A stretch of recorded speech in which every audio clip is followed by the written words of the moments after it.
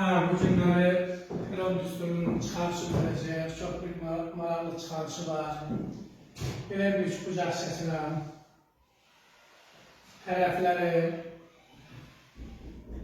Tərəfləri A, B, C olan üç bucağın sahəsi üçün biz bilirik ki, P bərabərdir. A üstə gəlsin, B üstə gəlsin, C bölünsün 2, burada yarım perimetr deyirlər. Onun da sahə S bərabərdir kök altında. Bilirik ki, P üç bucağın üç tərəfi veriləndə bizdə P vurulsun, P minus A, vurulsun, P minus B, bir də vurulsun, ötədə içində B minus C. Bu üç bucağın üç tərəfi veriləndə biz sahəni həmin düsturuna yaratmalı. Biz bunun çıxarışını verəcəksə, bu düstur harmandır. Çox bir maraqlı çıxarışı var. Burada yəni çox bildik tələb olunur, bunu çıxartmaq üçün həm Pifagor teoremindən istifadə edirik. Sonra müxtəsər bulma düsturlarını tətbiq edirik. Buradan burada bir hündürlüyü çəkirəm. Bu hissəyə deyilən 1x-i, bu hissəyə deyilən 1y. Onda bilirəm ki, bir dəfəndə üç bucağın sahəsini biz bilirik ki, S üç bucaq bərabərdir, 2-də 1 vurulsun, C vurulsun H. Bir də bunu bilirik ki, yəni bu tərəfə seçilmiş hündürlüyü C vurulsun H bölü 2. İndi biz buradan Pifagor teoremini tətbiq edirik.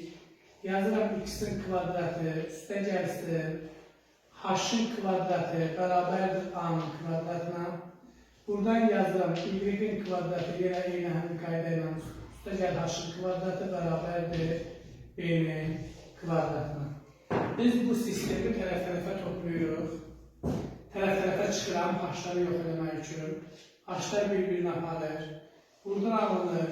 X-in kvadratı çıxılsın, y-in kvadratı bərabərdir. A-nın kvadratı çıxılsın, b-nin kvadratı. Buradan iki ədədin kvadratları fərqindən istifadə eləsək, yazıram x-i minus y, bir dəfə də yazıram x-i plus y, bərabərdir. A-nın kvadratı çıxılsın, b-nin kvadratına. İndi biz bir tərəfdən də bilirik ki, x-i üstə gəlsin, y, mənə verir, baxın, bütün biz bu tərəfə bir c demişik, bərabərdir bir c-yə. Burada x-i plus y-in yerinə c yazsam, x-i minus mənə y tapsam, buradan alacaq x-i minus y bərabər olacaq.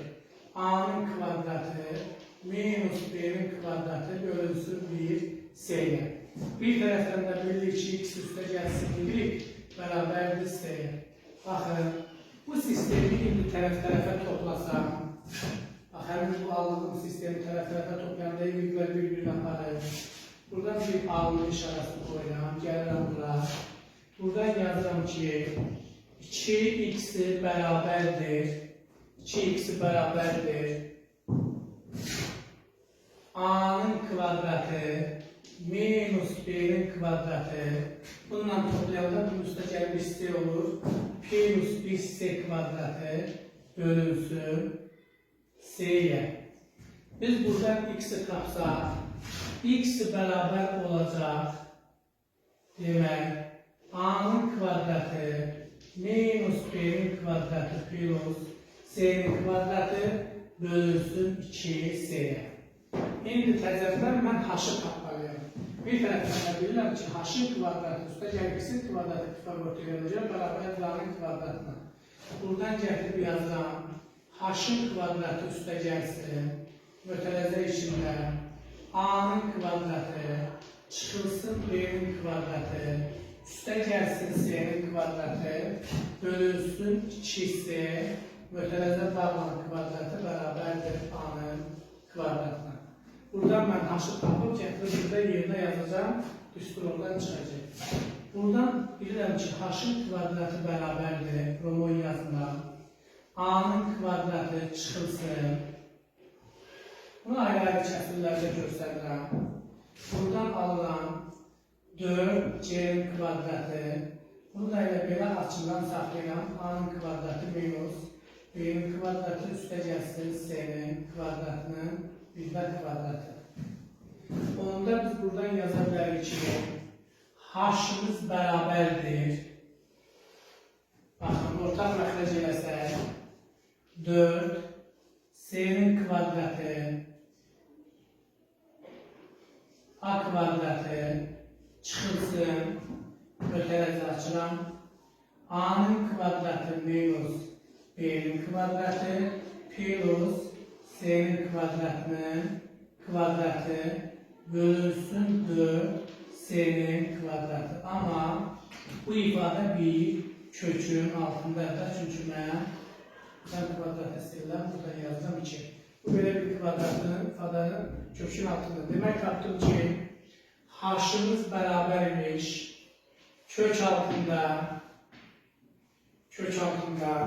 Bunu yapıyorum, bunu yazıram, belə yazıram. 4C'nin kvadratı belə yazıram ki, mənə lazım olacaq.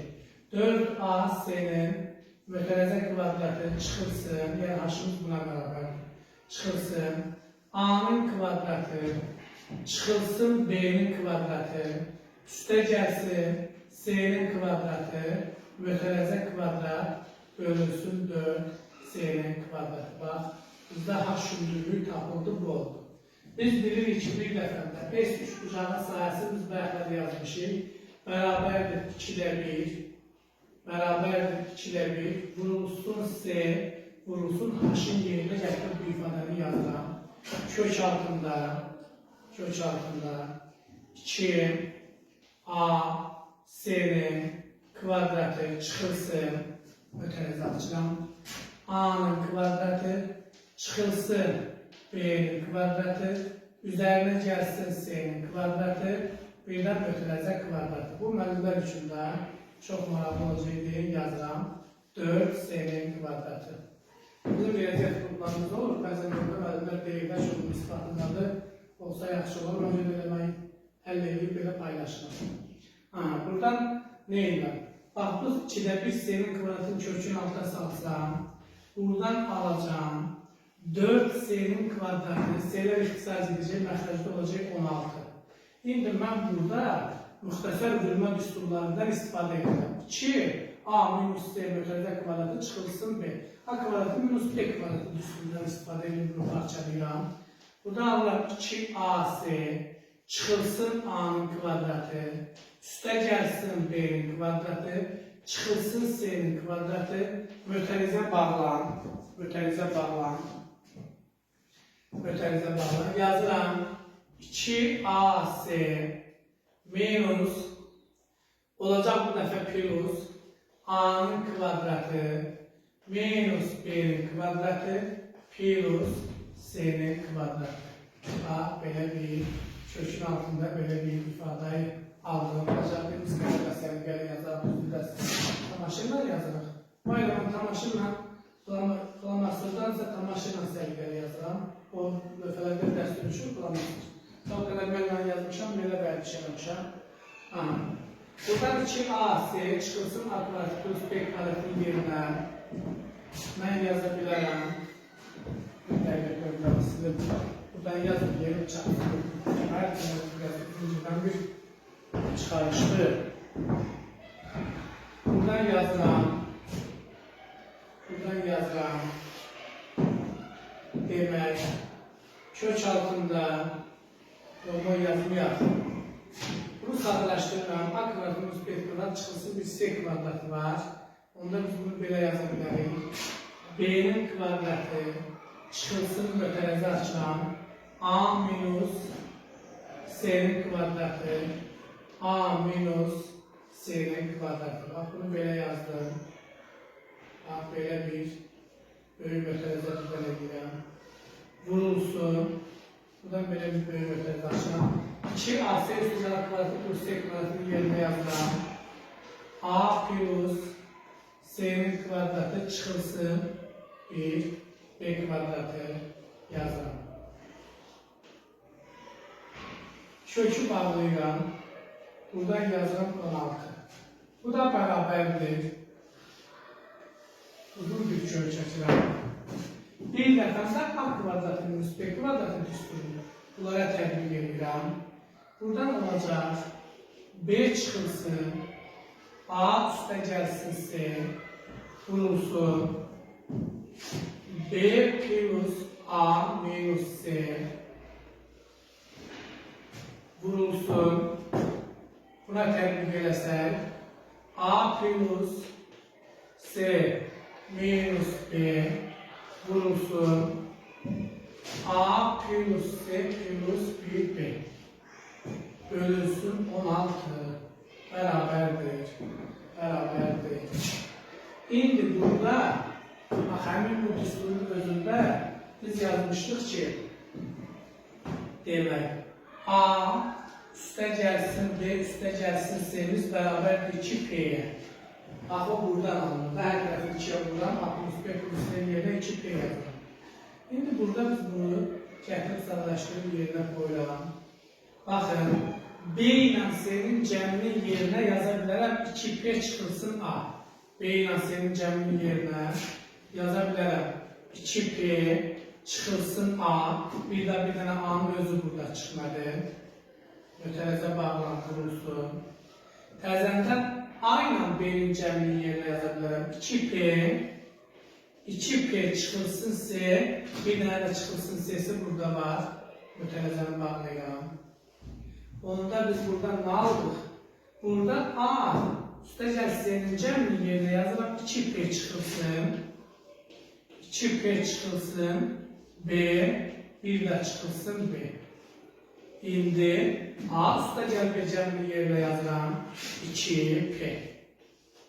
Burada da kökün altında yazıram 16, yəni məxrəcdən kökü bağlayıram. Bu kökü bağlayıram. Belə bir kök aldıq.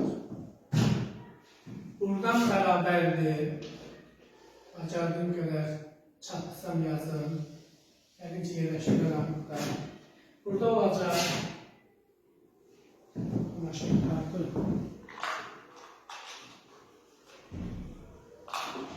Burada olacaq. Birinci ifadən sırlaşdıranda 2P minus 2A vurulsun 2P minus 2S 2P minus 2S vurulsun 2P minus 2B 2P minus 2B 2P minus 2B